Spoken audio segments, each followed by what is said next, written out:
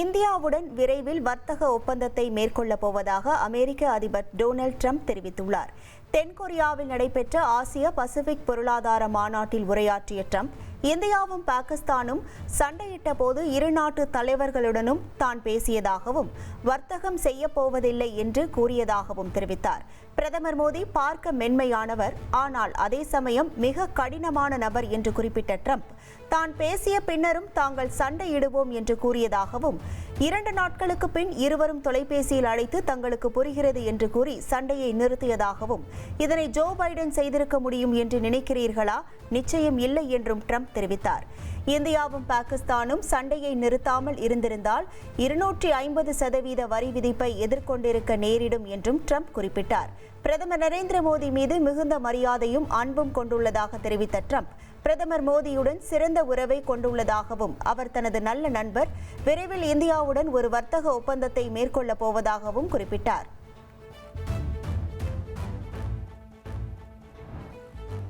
குடியரசுத் தலைவர் திரௌபதி முர்மு 4ஆம் தலைமுறை விமானமான ரஃபேல் போர் விமானத்தில் பறந்தார்.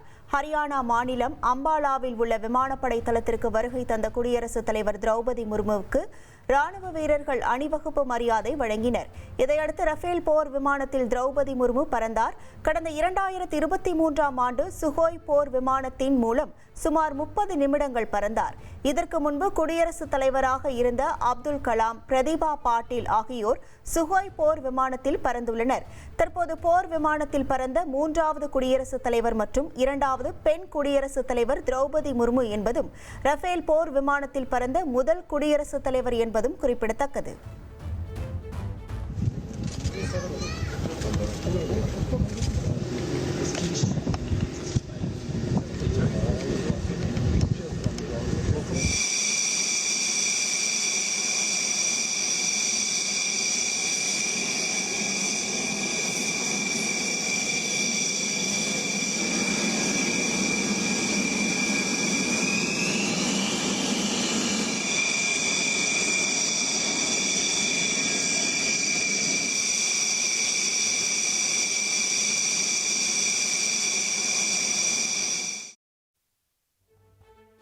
நாமக்கல் மாவட்டம் குமாரபாளையத்தில் தனியார் கல்லூரி விடுதியில் தங்கியிருந்த 128 மாணவர்களுக்கு திடீரென வாந்தி, மயக்கம் ஏற்பட்டது. இதனால் அனைவரும் மருத்துவமனையில் அனுமதிக்கப்பட்டனர். விடுதி தண்ணீரில் ஏற்பட்ட பிரச்சினை காரணமாக மாணவர்கள் பாதிக்கப்பட்டதாக கூறப்படுகிறது. இதனால் கல்லூரி விடுதியில் சுத்திகரிப்பு பணி நடைபெற்று வரும் நிலையில் நவம்பர் 2ஆம் தேதி வரை விடுமுறை அறிவிக்கப்பட்டுள்ளது. நாமக்கல் மாவட்டம் குமாரபாளையம் தனியார் கல்லூரி விடுதியில் உடல் உபாதையால் பாதிக்கப்பட்ட மாணவர்களில் யாருக்கும் உயிர் சேதமில்லை என மாவட்ட சுகாதார இணை இயக்குநர் பூங்கொடி தெரிவித்துள்ளார். கல்லூரி நிர்வாகத்திடம் இந்த சம்பவம் தொடர்பாக விளக்கம் கேட்டு நோட்டீஸ் அனுப்பியிருப்பதாக கூறிய அவர், சுகாதார சான்றிதழ் உடனடியாக ரத்து செய்யப்பட்டதாக தெரிவித்துள்ளார். மாணவர்கள் யாரும் உள்நோயாளியாக சிகிச்சை பெறவில்லை என்றும், அவர்களுக்கு வயிற்று வலி மட்டுமே இருப்பதாகவும் மாவட்ட சுகாதார இணை இயக்குநர் கூறியுள்ளார். தமிழக நகராட்சி நிர்வாகம் மற்றும் குடிநீர் வழங்கல் துறை வேலைவாய்ப்பில் பண மோசடி நடைபெற்றதாகவும், இதன் மீது விசாரணை நடத்த வேண்டும் என்றும் தமிழக காவல்துறைக்கு அமலாக்கத்துறை கடிதம் அனுப்பியுள்ளது. அமைச்சர் KN நேரு சகோதரர் ரவிச்சந்திரன் தொடர்புடைய வழக்கை விசாரித்த போது இந்த மோசடி வெளிச்சத்துக்கு வந்ததாக கூறப்படுகிறது. இருப்பினும் இந்த குற்றச்சாட்டை மறுத்த துறை செயலாளர் கார்த்திகேயன், ஆள் சேர்ப்பு நடைமுறை எந்த விதிமீறலும் இன்றி நடைபெற்றதாக தெரிவித்தார்.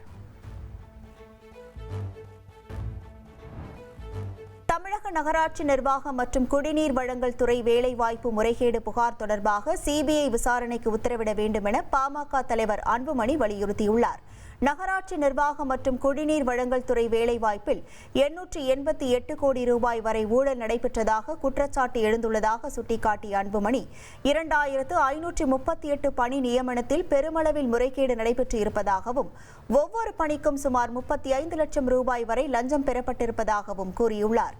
மேலும் இந்த விவகாரத்தில் CBI விசாரிக்க வேண்டும் என அன்புமணி வலியுறுத்தியுள்ளார். சென்னையில் பிரதீப் ரங்கநாதன் நடித்த டியூட் திரைப்படத்தை பார்த்த VCK தலைவர் திருமாவளவன், CPI மாநில செயலாளர் முத்தரசன் ஆகியோர் படக்குழுவினரை பாராட்டினர். அறிமுக இயக்குனர் கீர்த்தீஸ்வரன் இயக்கத்தில் உருவான டியூட் திரைப்படம் ரசிகர்களிடம் அமோக வரவேற்பை பெற்றது. ஆணவ கொலையை மையமாக வைத்து எடுக்கப்பட்ட இந்த திரைப்படத்தை விசிக தலைவர் திருமாவளவன், சிபிஐ மாநில செயலர் முத்தரசன் ஆகியோர் பாராட்டியுள்ளனர். திருப்பதி ஏழுமலையான் கோவிலில் முக்கிய பிரமுகர்களுக்கு வழங்கப்படும் சால்வை கொள்முதலில் பெரிய முறைகேடு நடந்ததாக குற்றச்சாட்டு எழுந்துள்ள நிலையில் ஊழல் தடுப்பு பிரிவு மூலம் விசாரணை நடத்த முடிவெடுக்கப்பட்டுள்ளது. ஒப்பந்தத்தில் விதிமுறைகள் மீறப்பட்டதோடு தரமற்ற துணிகள் அதிக விலைக்கு வாங்கப்பட்டதாக புகார்கள் குவிந்த நிலையில் திருப்பதி திருமலை தேவஸ்தான அறங்காவலர் குழு இந்த அதிரடி முடிவை எடுத்துள்ளது. கிட்டத்தட்ட 50 கோடி ரூபாய் நிதி முறைகேடு செய்யப்பட்டுள்ளதாக முதற்கட்ட தகவல் வெளியாகியுள்ளது. விஜிலன்ஸ் அதிகாரிகள் ஆவணங்களை கைப்பற்றியுள்ள நிலையில் தொடர்புடைய அதிகாரிகள் மற்றும் ஒப்பந்ததாரர்கள் மீது அதிரடி நடவடிக்கை எடுக்கப்படும் என தகவல் வெளியாகியுள்ளது. பசிபிக் பெருங்கடலில் போதைப் பொருள் கடத்திய 4 படகுகளை குறிவைத்து அமெரிக்கா நடத்திய தாக்குதலில் 14 பேர் உயிரிழந்தனர். இதுகுறித்து அமெரிக்க பாதுகாப்பு செயலர் பீட் ஹெக்செத் போதைப் பொருள் கடத்தலுக்கு எதிராக அமெரிக்க அதிபர் டிரம்ப் மேற்கொண்டுள்ள நடவடிக்கையின் ஒரு பகுதியாக இந்த தாக்குதல் மேற்கொள்ளப்பட்டதாக தெரிவித்தார். கடந்த 2 மாதத்தில் மட்டும் 14 படகுகள் தாக்கி அழிக்கப்பட்ட நிலையில் 57 பேர் கொல்லப்பட்டது குறிப்பிடத்தக்கது.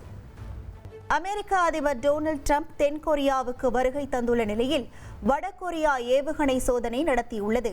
ராணுவ திறனை வெளிப்படுத்தும் வகையில் கடலில் இருந்து தரைப்பகுதிக்கு இலக்குகளை தாக்கும் ஏவுகணை சோதனை வெற்றிகரமாக இருந்ததாக வடகொரியா தெரிவித்துள்ளது. கப்பல் சார்ந்த ஏவுதல்களுக்காக மேம்படுத்தப்பட்ட இந்த ஏவுகணைகள் செங்குத்தாக ஏவப்பட்டு கடலுக்கு மேலே முன்னரே நிர்ணயிக்கப்பட்ட பாதையில் 7800 வினாடிகளுக்கு மேல் பறந்து இலக்கை அழித்ததாகவும் ராணுவ செயல்பாடுகளை விரிவுபடுத்த இது பங்களிக்கும் என்றும் வடகொரியா தெரிவித்துள்ளது. அதிமுக்கிய விவரங்களை அனைவருக்கும் புரிய வைக்கும் பாட்காஸ்ட். பொருளாதாரத்தை பல ட்ரில்லியன் ஆயுதங்களை கொள்முதல் செய்கிறது. சம்பவங்களை தேடி களத்திற்கே உங்களை அழைத்து செல்லும் ஸ்பாட்லைட். அங்க இருக்கக்கூடிய கள விவரங்கள் என்ன? இந்திய ராணுவம் கடந்த 5 வருஷமாவே சார் எனக்கு ரொம்ப பிடிக்கும் அவர் வர்றதுக்காக. எங்களுடைய நியாயமான கோரிக்கை. Even at the cost of stopping. பார்வையாளர்களையும் செய்திக்குள் பங்கெடுக்க செய்யும் மக்கள் குரல். 50 ரூபாய் எங்களுக்கு தண்ணிக்கு ஒரு தீர்வே இல்லங்க 10 வருஷமா. எங்களுக்கு சரியான ஒரு விடிவு கிடைக்கவில்லை. 60,000 ஏக்கருக்கு தான் கேக்குறோம். பிச்சை கேக்குறாங்க. புத்தம் புதிதாக வித்தியாசமாக சில இடங்கள்ல பாகிஸ்தான்லயே பாராட்ட வேண்டாம், ஆனால் அதற்கு இவளை கொச்சைப்படுத்த வேண்டாம் என்று நான் கேட்டுக்கொள்கிறேன். மதத்தால் இனத்தால் மக்களை எப்படியெல்லாம் பிளவுபடுத்த முடியுமோ அந்த பிளவிற்குண்டான ஆயுதமாக இந்த மாநாட்டை அவர்கள் பயன்படுத்த நினைக்கின்றார்கள். அரசியலிலிருந்து சினிமா தனித்து இயங்க முடியாது. அனைத்தும் உங்களுக்காக. எப்போதும் இணைந்திருங்கள் தந்தி டிவியுடன். இனி செல்லும் இடமெல்லாம் செய்தி. தந்தி டிவியின் வாட்ஸ்அப் சேனலை ஃபாலோ பண்ணினா செல்ல இருக்கும் இடமெல்லாம் செய்தி. இதோ QR கோட் இப்பவே ஸ்கேன் பண்ணுங்க, ஃபாலோ பண்ணுங்க.